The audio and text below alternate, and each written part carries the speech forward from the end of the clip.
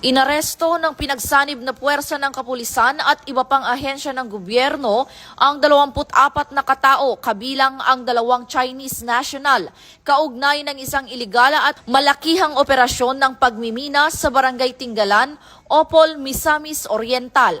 Pinangunahan ng Police Regional Office 10, katuwang ang Presidential Anti-Organized Crime Commission, Mines and Geosciences Bureau at lokal na pamahalaan ng Opol ang operasyon na nagresulta sa pagkasamsam ng mga heavy equipment at mineral ores na nagkakahalaga ng humigit kumulang 30 milyong piso.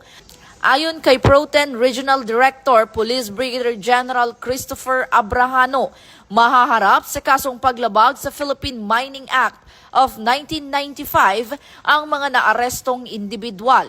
Ang matagumpay na operasyong ito ay patunay ng maagap at magkakatuwang na aksyon ng PNP sa pangangalaga sa likas na yaman at pagpapatupad ng batas. Alinsunod sa advokasya ng bagong PNP para sa bagong Pilipinas, serbisyong mabilis, tapat at nararamdaman.